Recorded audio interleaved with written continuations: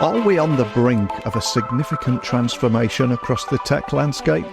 A transformation driven by mergers and acquisitions? Well, in today's episode of Tech Talks Daily, we're going to delve into the vibrant world of tech M&A.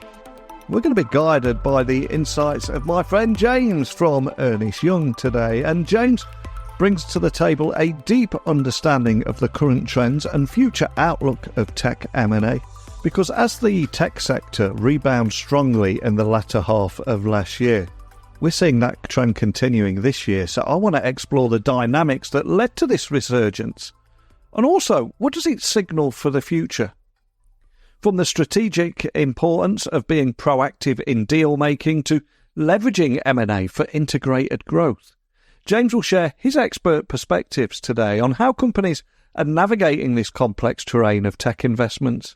And, of course, the continuous evolution that is being driven by both artificial intelligence and cybersecurity.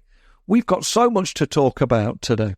But before we get today's guest on, it's time for a quick shout-out to the sponsors of Tech Talks Daily. And in today's digital age, where data breaches are all too common, securing sensitive information has never been more critical, right? Well, enter Kiteworks, a pinnacle of managed file transfer security, or MFT security. So with its FedRAMP moderate authorization, a prestigious certification that they've held since 2017 by the Department of Defense, Kiteworks stand as a bastion of security in a sea of uncertainty. So step into the future of secure file transfer with Kiteworks by visiting kiteworks.com today to see why it's hailed as the most secure MFT on the market. So once again, kiteworks.com. And now, let's get today's guest on. Buckle up and hold on tight as I beam your ears all the way to California in the US, where James is waiting to join us today. So a massive warm welcome to the show, James. Can you tell everyone listening a little about who you are and what you do? Great. Pleasure to be here. I'm a partner at Ernst Young. I'm our America's technology, media, entertainment, and telecommunications sector leader for our strategy and transaction practice. But outside of that role, my day-to-day responsibilities are really centered around advising my technology clients as they embark on M&A transactions, both buy-side and sell-side. I also spend a significant amount of my time helping public and private companies define, analyze, validate, and externally report software top-line metrics such as annual recurring revenue and net retention rates.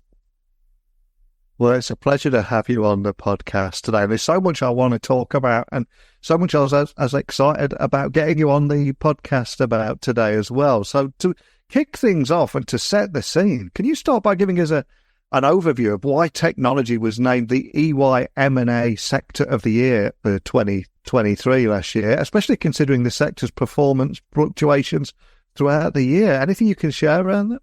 Sure. So, we're coming up on the 12-month anniversary of the financial panic here in Silicon Valley, where I'm based. And we really saw technology M&A hit a pause really following that period in that March, April, May period. But the second half of 2023, we really saw the beginnings of a comeback. And that resulted in technology being the most active sector for the year, even after that slowed down and representing almost 25% of all M&A activity. And what we expected to see was that M&A activity carry it forward into 2024, and that's exactly what's happened. And I think we saw deal values just last month in February be up almost 2 times in February 2024 versus February 2023.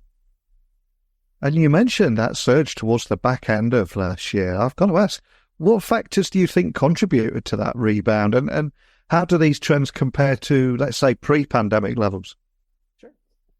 So let's take aside the magnificent 7 companies. The public market ARR or next 12-month revenue multiples, they really dropped significantly starting in late 2022. And those lower valuations really maintained throughout 2023. And since they were stabilized over 12 months, what we actually saw is a number of the smaller software public companies become more accepting of their new valuation multiples. They started to entertain take private transactions to really go refocus on their cost structure and to go refocus on growth. And that was a really big driver, is take private transactions in the back half of 2023. We also, a lot of people call 2023 the year of efficiency. And we saw a lot of our clients go and perform a robust portfolio analysis on products and business units, especially a lot of them which they had acquired, and really at behest of sometimes activist shareholders. And as they went through that analysis, they started to realize there are certain products or business units not core to their future product roadmaps or not aligned with what they were focused on from a cash efficient growth perspective. And that really resulted in an uptick in public company carve-out transactions in the back half of 2023 that actually helped enable some of that growth in M&A that we saw. And then finally, it's hard to talk about M&A if you don't talk about AI and just all the excitement and momentum driven by ChatGPT. And as you'll see in our CEO Pulse survey, found that 100%, so every executive that we surveyed, they're making or planning to make significant investments in Gen AI. And as many companies went and looked internally, I noticed they lacked the talent or the technology to enable Gen AI capabilities into their products and operations. What we've seen is a really big uptick in tech and talent transactions centered around AI. And I'm glad you mentioned AI there, because when we're talking about pre-pandemic levels and comparing with the big boom towards the back end of 2023, the big factor that we've got to mention is AI. Everywhere went completely nuts for it there, especially driven by ChatGPT and so many other different factors. And AI has been a pivotal driver in transforming things like productivity and market entry strategies for so many different companies in just about every sector you can think of too. But can you elaborate on how AI's role in tech M&A has also evolved and the impact it's had on that sector's growth? Sure. So building on my last response, just from an M&A acquiring perspective, most of our clients are viewing AI as a product feature, and they're therefore looking at acquiring tech and talent to enable their product roadmaps. And that's definitely the M&A activity that we're seeing just overall from an investment perspective. But AI more broadly, what we're seeing is every transaction we're working on, whether it's an AI related business or not, is AI's top of mind and a priority validation number one. And from a commercial perspective, during diligence, buyers are now really trying to understand, well, how can Gen AI help them or this target company defend, differentiate, or accelerate their growth in the marketplace? And then from a technical perspective, buyers are performing diligence on the AI capabilities of the target software. You know, what's the data quality? What's the security around that data and the governance around it? And then also assessing the culture and the people within the R&D organization. And do they have the right people with the right AI skills to deliver against their planned combined product roadmaps in the future, which obviously will include an AI feature. And then I think what's the biggest evolution, and that's especially for our private equity firms, is they're looking at AI and wondering, well, is this going to kill this target company we're looking at? Will it kill their primary product offering or their market advantage they currently have? Because people are trying to look out, okay, 3 to 5 years out, you know, how will AI impact this market or this product? And that's definitely transformed the way that people approach M&A and the sector from just what we're looking at just even 2 years ago. And the last few weeks, as I've been scrolling down my newsfeed on my phone, there's so many private equity firms ramping up their investments in tech. I'm curious, you're right in the eye of the storm here. What shifts are you observing in things like market valuation and investment strategies? Anything that you're seeing here? Yeah, so maybe take a step back and then get to where we are today. And there's no doubt versus the peak sort of reserve era, PE M&A activity significantly decreased from the first half of 2022. And we started to see our clients much more disciplined around their investments with higher interest rates. And when M&A was slower, what we saw our clients focus on in the back half of 2022 and early 2023 was really on improving the cost structure and the cash flows of their portfolio companies. But now we are starting to see deals getting done, and they tend to be take private transactions. And it's mainly because the public software and SaaS multiples, you know, we spoke about previously, they've retreated, and that allowed at those lower public valuations, it allowed the sponsors, their lenders and investors to get comfortable faster with the valuation of those companies. But in the private market, we still haven't seen that acceptance of the lower valuations by the sellers. And I think that's why we continue to see a headwind for PE M&A activity more broadly, but you're probably still seeing some of the headlines on some of the take private transactions. So what we are seeing when PE is interested It's actually when it's the higher quality assets hitting the market. And that could be a take private, it could be a public company carve out transaction, or even a PE-backed portfolio company. And when those quality assets come to market, we're actually still seeing ARR multiples and, above those mid-single digits, and still seeing a decent multiple on those. But outside of those quality assets and those public assets, there's still a valuation gap in the private company buyers and sellers and what they're willing to accept. And I'd say we're starting to see more activity. We're starting to see private equity firms start sell-side processes. But most of the activity that we're seeing right now, it's still taking a longer period of time to launch or to close because there's valuation gaps, or there continues to be concerns about the top-line growth profile at a lot of these software and SaaS companies, because it's been 12 months of decreasing net retention rates. And investors are trying to really get their head around, is 115 the new 130 of net retention rates? And another huge topic, of course, all around the world that is up there with AI is cybersecurity. It continues to be a major focus for executives and business leaders in every industry too. So how is the emphasis on cybersecurity shaping M&A strategies and deal making in the tech sector? Is there equally a lot of buzz around this too? There is, yeah. I've been doing this for 50 plus years, and the one consistent theme is the cyber threat landscape continues to expand and customers continue to buy more cybersecurity products. And as long as there's customer demand, cybersecurity will always continue to be the first or second most active M&A subsector. It has been for 15 years, and I expect it to be for the foreseeable future. And that's both for strategic buyers and PE sponsors. What we're currently seeing is a continued emphasis by the larger public technology incumbents to build out their platforms. And they're using M&A as a way to add new products and enhance their offerings. And this is especially true around cloud security and protecting data across cloud-based services, third-party APIs, and obviously Gen AI applications. And then what's also actually pretty interesting right now is we're seeing a bunch of next-gen cybersecurity companies, some of which may even be PE-backed. They're going after these older cybersecurity companies with low to negative top-line growth who have not really been able to make the shift to the cloud or to a subscription model. And they're using this as an opportunity to acquire an enterprise customer base at a fairly reasonable valuation multiple. I'd say that's sort of the trends we're seeing right now within cyber.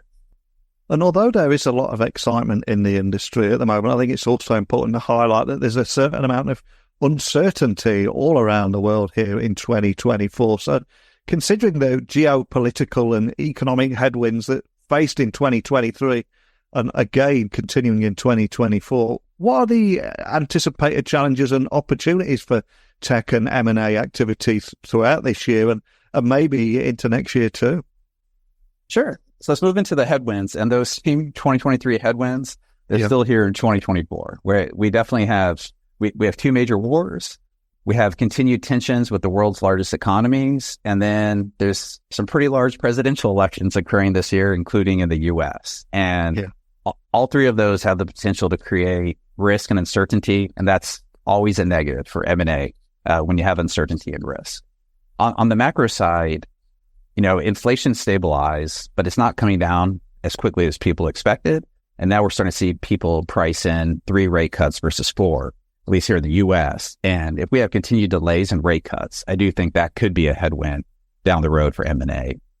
And then finally, antitrust and the regulatory environment. And in my career, this is the most active I've ever seen it. And I think we'll continue as a result to see a void in large transformational deals by the mega cap technology companies. We're talking with clients, and they're not only right now trying to assess whether or not a deal can get approved early on, they're really concerned with the length of time it may take just to get the approval. And then the risk when something goes out for 12, 15, 18 months, the risk it has not only to their business, but also to the target's business as those longer reviews occur. But on the positive side, a couple drivers I think will be a tailwind for M&A is there's a backlog of a bunch of private companies who haven't raised capital in over 12 months. And they're going to have to raise capital again at some point soon. And right now, we're looking at a depressed IPO market, and it doesn't appear that the VCs are going to be re-upping with those companies. So our view is we expect that to drive a lot of M&A in the back half of 2024, as a lot of these companies use M&A as an exit versus trying to go and do another capital raise. And then what gets me most excited is a lot of people call 2023 the year of efficiency, and companies spend a lot of time cleaning up their cost structures and their balance sheets. But my clients now are speaking to me about growth again. And within the technology sector, one of the biggest historical drivers of growth has always been through M&A. So people are starting to think, okay, we cleaned everything up. Let's move towards growth. And a lot of that will result in M&A, which makes us pretty bullish on 2024. And another question I'd love to ask you is around the 2022 Chips and Science Act and how that's poised to impact the tech sector significantly. And CHIP stands for Creating Helpful Incentives to Produce Semiconductors, for anybody listening who hates me talking in acronyms. I think it's such an important topic because for so long there was something like 64% of the world's semiconductors that we all take for granted and rely on came from one area, which was Taiwan. So how do you see this act influencing strategic acquisitions and the broader tech M&A landscape throughout this year? Well, I think the CHIPS Act should push semiconductor companies to make more strategic acquisitions to enhance not only their domestic manufacturing capabilities in the U.S., but also to diversify their supply chains. I spoke about the geopolitical and antitrust environment, and I think that's going to make it really challenging for semiconductor companies to perform M&A. So what we actually think is more likely is I think we'll see more joint ventures, partnerships, and alliances by the semiconductor companies, both here in the U.S. and internationally, to go after these government subsidies. So while we don't expect it to be M&A, we do expect a bunch of activity and alliances and partnerships to be built to go after those funds. But I would say, related to that infrastructure layer, with the interest in Gen AI by companies and governments, one area where we are starting to see significant activity, both M&A and investment, is in the build out of data center capabilities to meet the current AI needs.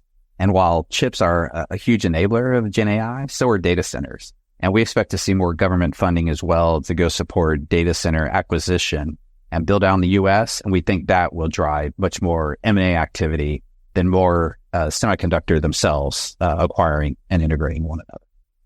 And finally, with one eye towards the future, and I know the speed of technological change at the moment makes it almost impossible to make predictions, but from your vantage point here, what are the key sectors or technologies within tech M&A that companies should be watching closely for this year, especially considering the continued quest for Gen AI capabilities and market adjustments? And there's a lot going on right now, isn't there?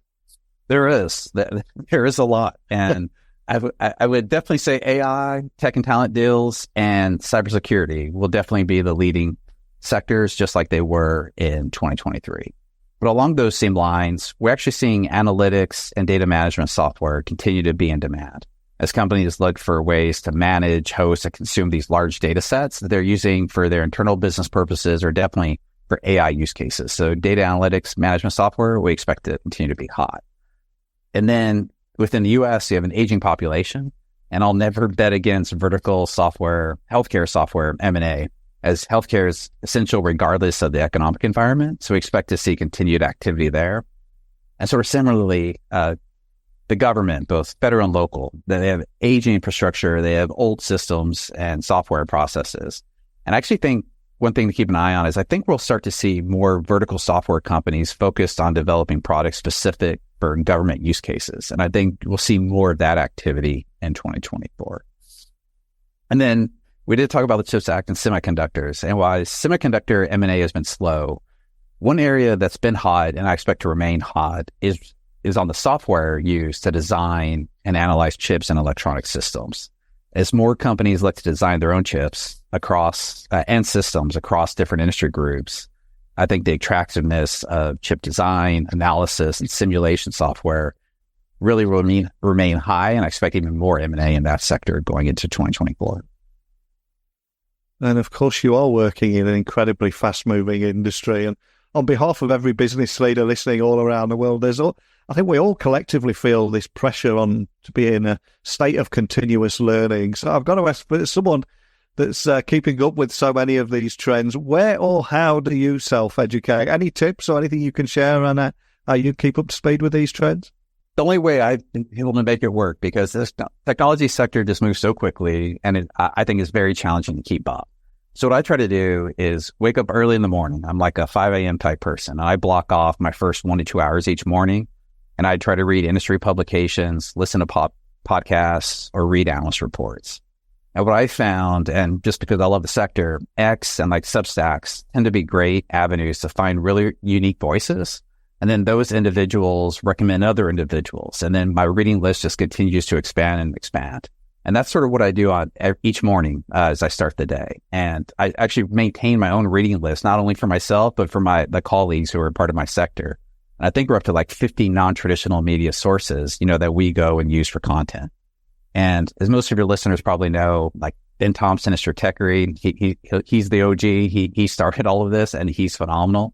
But there's a few other sources like Clouded Judgment by Jam and Ball. I think Meritech Capital's Software Pulse that they put out monthly, and The Pragmatic Engineer. When those emails come in, I quickly read them. I think they're great. And then I think from a podcast, we obviously have your podcast. And, there's also BG Squared, which is the new Bill Gurley, Brad Gerstner podcast as well. I think they do a great job. Fantastic advice. I'm just a little relieved that you didn't say that you had some kind of Mark Wahlberg style regime when you said you're going up at 5 a.m. Not the 3 a.m. guy, work out and I'm in bed for 7 o'clock, anything like that. It's much more of a coffee and reading for me. Yeah, not the Mark Wahlberg workout. Love that. And obviously, we've mentioned the Tech M&A Outlook report there, and we've talked a lot about the world you're in. And the Ernst Young website is a huge website. Is there anywhere in particular you would like to point anyone listening wanting to find out more about the report or some of the topics we talked about today? Yeah, so on our homepage, TMT is a sector. You can go there. We have some great thought leadership, whether you're in technology, media entertainment, or telecommunications. Please go there. We post new materials each week.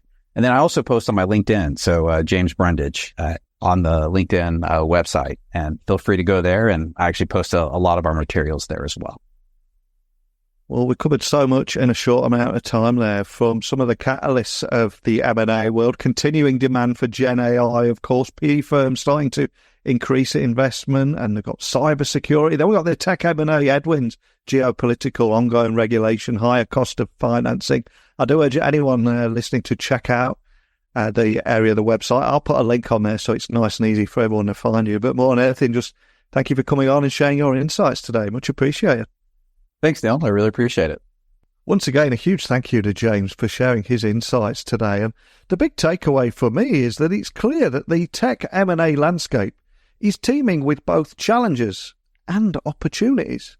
And the proactive stance of companies, coupled with the strategic investments in AI and cybersecurity, they all point to a dynamic future for tech M&A.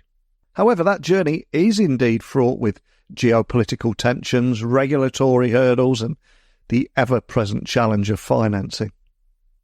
But as we do collectively look towards a robust 2024 for tech M&A, I think the insights shared today by James offer a comprehensive understanding of the forces shaping the future of technology investments. But of course, what does that mean for the broader tech ecosystem and for businesses looking to navigate these turbulent and maybe even uncharted digital waters? Well, this is where I'd love to hear your thoughts on how these trends might impact your own strategies and ask you to share your perspectives with me. Join the conversation. You've heard from me, you've heard from James today. But I'd love to hear your thoughts, and you can do that by emailing me, techblogwriter@outlook.com, Twitter, Instagram, LinkedIn, just at Neil C. Hughes. Don't just hit connect. Send me a direct message. Tell me you've listened to the episode and share your thoughts. It could be something completely different. Maybe you thought we missed something today. But you are so important in helping us continue to explore this ever-evolving landscape of technology and business.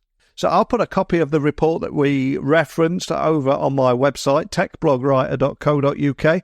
If you go to podcast, you'll see nearly 3,000 interviews with business leaders around the world. Straight away upon listening to this, you should be able to find a blog post, and I'll link to the report that we referenced as well. But I'm afraid that's it. We're out of time today. Tomorrow will be a completely different topic around how technology is transforming our life, our work, and even world. So hopefully you'll join me again tomorrow for another conversation, and maybe we can learn a thing or two together. That's the plan. But thank you for listening as always, and until next time, don't be a stranger.